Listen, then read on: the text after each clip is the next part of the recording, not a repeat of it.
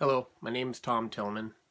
I wanted to talk to you a little bit about my mother, Ruth Tillman, and smoking and how it ended up affecting her life. A little bit about my mother. She was a Finnish woman born in 1928.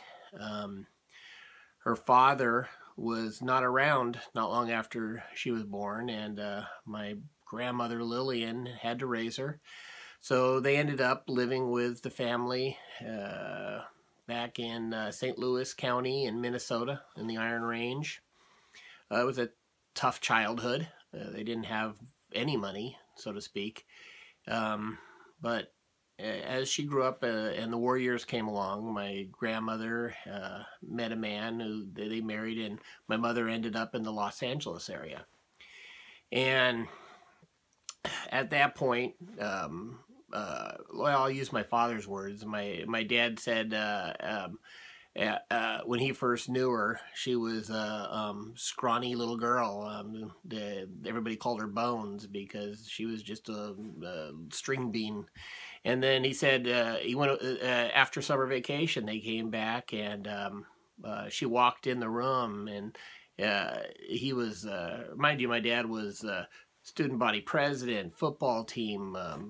He was the absolute total jock of one of the jocks of the school, and my mom was the nerdy book girl. And he said she came in from at the end of summer vacation and walked in the room and blew him away. She was just absolutely gorgeous, blossomed out, and so as they fast forward a little bit, they started dating and eventually, Dad went off to the service, got back from the service. They ended up getting married, and my mom went through school. Incredibly brilliant woman.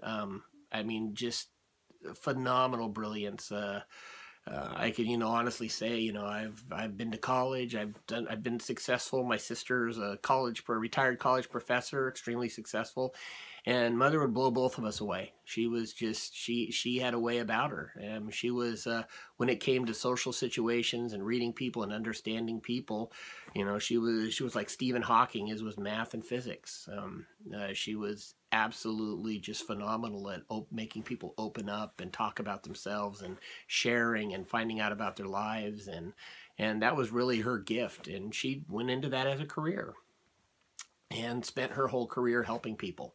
um, so as time progresses, she's working all this stuff, all these hours every day, and she's smoking this entire time, starting as a young girl and progressing on through her life. And she eventually had, her and my father have their one and only child, who's my sister, my older sister. And and they progressed with their careers, progressed with my life, but my mother's health kept getting worse and worse over time. So coming into 1970, she's middle aged. She's in her mid 40s. She gets pregnant. Um, my father's at that point traveling the world. He's living in the Philippines, but they visit, and she gets pregnant. And the problem with that is she's sick at this point. She's a very frail woman. Sharp as a tack still. I mean, her mental facilities are all there, and she's very very good at her job, and there were I was a surprise to them, and she decided to have me, even though the doctor said there was a good risk of her dying, or the baby having problems. So she has me, and everything turned out okay. I'm now all of a sudden they're almost 50 years old at a time when people are not having children at that age, and here they are with a little child. And as if you listen to them, they said I was not the easiest of children. I was definitely rambunctious and had very strong-willed. But I never knew my mom as a healthy person. I never knew her strong. I never knew her when she was not sick. I'm jealous of my sister for knowing her at that point in time in her life, but I never got to see that. She always was telling me that she wanted to make sure that she finishes her job with me and get me through college. And that was the whole way growing up. It was always about making sure she finished the job. So, but she kept getting worse this entire time. She ended up on oxygen, unable to get out of bed. But again, brilliant. She had her doctors, when she'd have a doctor and she'd have to get a new doctor for some reason or move to doctors, but her doctors would come visit her at the house and spend time with her. Her nurses would spend time at the house just to visit with her and talk with her, because she had that dynamic of a personality. She ended up dying the very week I graduated from college. She'd accomplished that final goal she had as far as having that little kid when she was in her mid-40s. So fast forward to today, she, as a counselor and everything, she recorded everything. She interviewed people, she recorded her thoughts, she recorded her emotions. And one of the tapes I came across was one she made that at first I thought, nobody ever needs to listen to this. It's very difficult for me to listen to it. But then I was thinking about it, and I realized that people should hear this. People who know somebody that's smoking, or know, especially it's somebody that's younger that might start smoking, should hear this, should hear the visceral feelings that she was dealing with, and the fact that she couldn't breathe. Every breath was a challenge for her. But, she held on, she fought. She had that Finnish spirit that would take her through. So I'm going to play that audio. I'm not going to actually play it right now. It's almost too emotional for me. I'll cut it in here. And I want people to share that with people who are thinking of smoking or doing anything self-destructive. So anyway, I'll cut away to it now.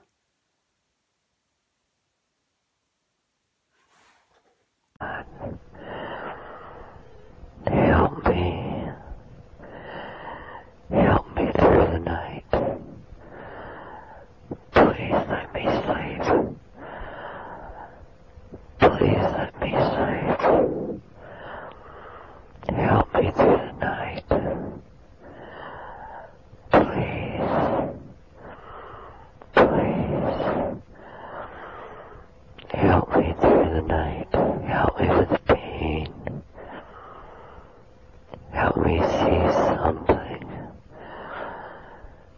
Just don't leave me here scared and alone and hurt. I can manage the days, but oh my God, the nights hurt. Does anyone know how much I hurt?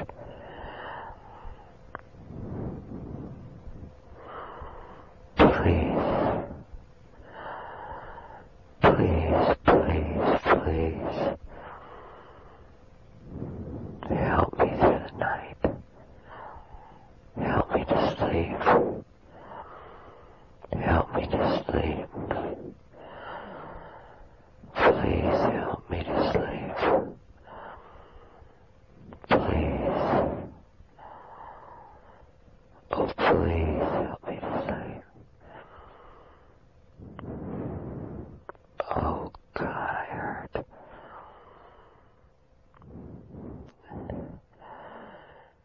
Help me through the night. Help me.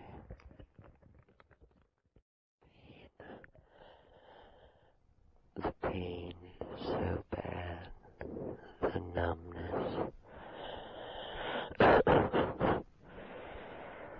Oh, God, it hurts. I can't sleep. My heart just keeps beating so fast. Thomas is next to me. He's such a dear little guy. But it hurts. It hurts.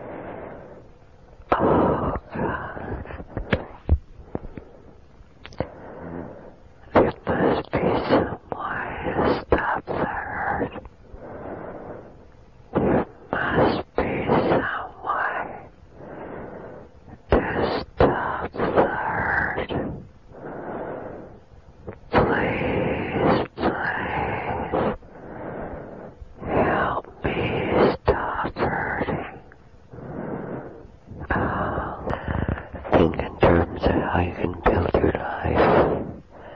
How you don't have to be near this, you can stand it. How it's avoiding at home and imagining that you can't stand. Think of goods. Think of good things. Count. Do anything. Oh God. Oh God. Help me. Help me through the night. Please let me sleep. Please let me sleep. Help me through the night. Please. Please. Help me through the night. Help me with pain. Help me see something. Just don't leave me here scared and alone and hurt. I can manage the days, but oh my God, the nights hurt. Does anyone know how much I hurt?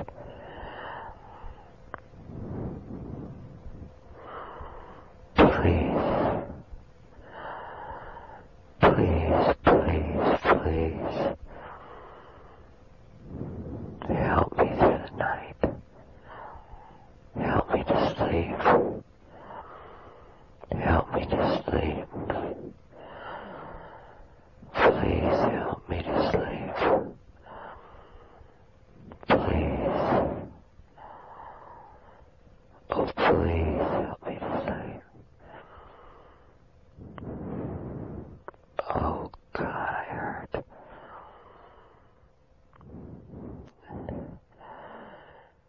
Help me through the night. Help me.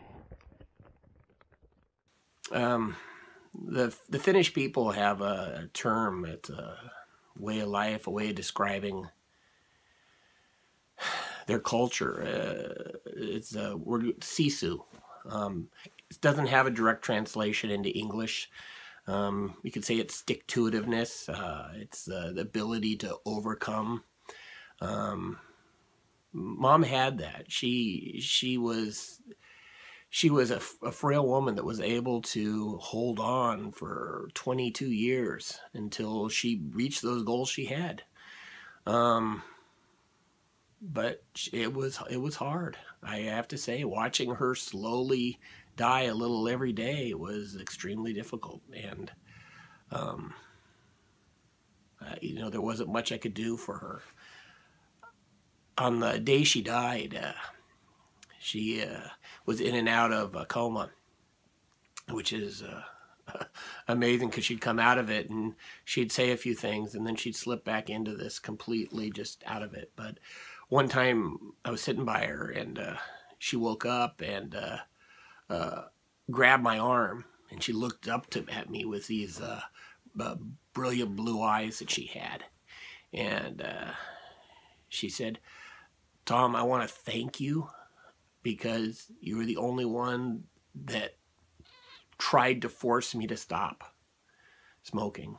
And she was referring to the fact that as I was growing up, if I ever found cigarettes in her purse or in her drawer, because she'd hide them, I would take them and throw them away. Even as a little kid, I'd get punished horribly for it. I'd get in a lot of trouble, but I'd take it and do it anyway. I'd throw them away. Even as a kid, I knew it was bad. And it meant a lot to me that she acknowledged that. Didn't make it any easier, but anyway, if this stops anybody from smoking, if this stops anybody from doing something that's destructive to their life, I think it's worth sharing. I also, I was with my son today, who wouldn't exist if my mom had given up early.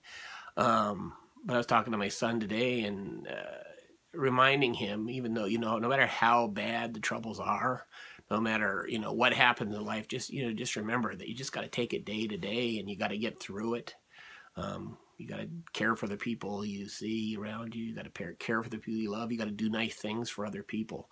Um, there is wonderful things in this world, and life's way too short. So anyway,